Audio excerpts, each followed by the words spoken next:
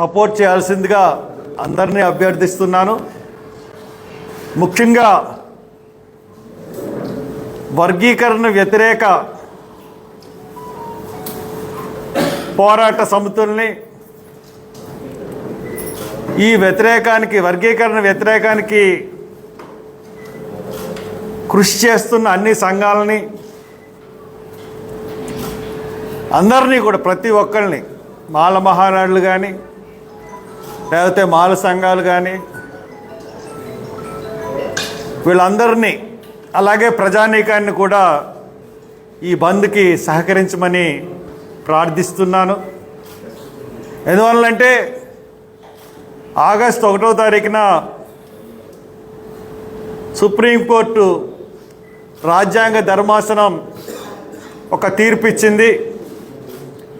ఆ తీర్పులో రాజ్యాంగానికి ఆ తీర్పు అనుగుణంగా లేదు, రాజ్యాంగాన్ని బైపాస్ ఇచ్చి ఆ తీర్పు ఇచ్చినట్టుగా కనబడుతోంది. అది ఒక కుట్రపూరితమైన తీర్పులాగా ఈ రోజున భారతదేశం అంతా కూడా భావిస్తూ ఉంది. వర్గీకరణ సమస్య అన్నది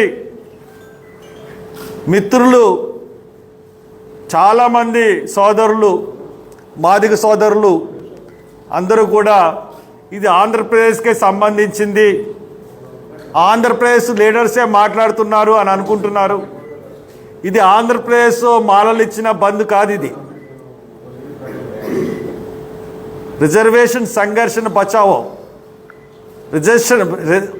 రిజర్వేషన్ బచావో సంఘర్షణ సమితి ఆల్ ఇండియా లెవెల్లో ఇచ్చిన బంద్ ఇది. అంటే ఎక్కడా కూడా భారతదేశం అంతా కూడా వర్గీకరణ వద్దనే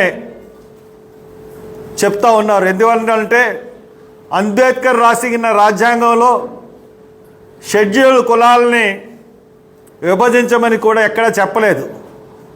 రాజ్యాంగం 341 ఆర్టికల్లో షెడ్యూల్ కులాలని ఏమన్నా ఉంటే కలపమన్నాడు, లేదంటే అభివృద్ధి చెందితే తీసేయమన్నాడు తప్పితే ఆయన ఎక్కడా కూడా దీన్ని చెప్పలేదు. ఒకవేళ నిజంగా మీరు సుప్రీంకోర్టుకి నేను చెప్తా ఉన్నాను, మీరు ఈ తీర్పుని అనుకుంటే మీరు పార్లమెంట్కి డైరెక్షన్ ఇవ్వండి. పార్లమెంటులో రాజ్యాంగ సవరణ చేసి ఇది 341 సెక్షన్ని అమెండ్ చేసుకుని అప్పుడు దాని ప్రకారం తీర్పు ఇవ్వమని చెప్పాలి. కానీ సుప్రీంకోర్టు డైరెక్ట్గా రాజ్యాంగానికి వ్యతిరేకంగా ఈ తీర్పు ఇచ్చింది. అందువల్లే ఈ తీర్పు వల్ల మరి మొత్తం రిజర్వేషన్ అంటే షెడ్యూల్ కులాల రిజర్వేషన్కి సంబంధించి, షెడ్యూల్ తెగల రిజర్వేషన్కి సంబంధించి కోర్టులకి ఎటువంటి అధికారాలు లేవు. కాబట్టి దాన్ని వెంటనే సుప్రీంకోర్టు ఆ తీర్పుని వెనక్కి తీసుకోవాలని మేము కోరుతా ఉన్నాం. అందుకే ఈ బంద్ పిలుపు. తర్వాత ముఖ్యంగా తెలంగాణ, ఆంధ్రాలోని రాష్ట్ర ప్రభుత్వాలకు విజ్ఞప్తి చేస్తూ ఉన్నాను. మీరు బంద్ విషయంలో మా పోరాటం సుప్రీంకోర్టు మీద కాబట్టి మీరు మా ఆందోళనకారులను, మా యొక్క కార్యకర్తలని హౌస్ అరెస్టులు చేయడం కానీ లేకపోతే అడ్డుకోవడం కానీ చేయకండి.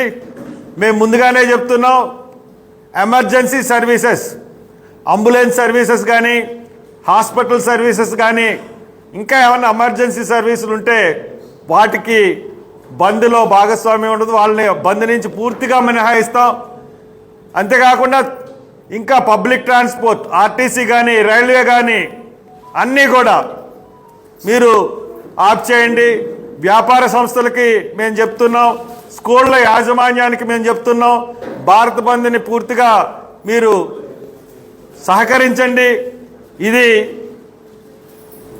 రాజ్యాంగానికి వ్యతిరేకంగా మేము తలపెట్టిన బంద్. ఇది రాజ్యాంగాన్ని అనుసరించమని, రాజ్యాంగానికి వ్యతిరేకంగా జరుగుతున్న చర్యలకి వ్యతిరేకంగా తలపెట్టిన బంద్ ఇది. రాజ్యాంగాన్ని కట్టుబడి ఉండాలి అందరూ. సుప్రీంకోర్టు, పార్లమెంటు అందరూ కూడా రాజ్యాంగానికి కట్టుబడి ఉండాలి. రాజ్యాంగాన్ని మార్చాలంటే పార్లమెంట్లో సవరణ చేయాలి. కాబట్టి ఈ బంద్ని సంపూర్ణంగా మరి సహకరించమని అందరినీ కోరుతా ఉన్నాను. సుమారు నాకు వాట్సాప్ గ్రూపులో ఒక 60-70 ఉన్న అన్ని జిల్లాల నుంచి.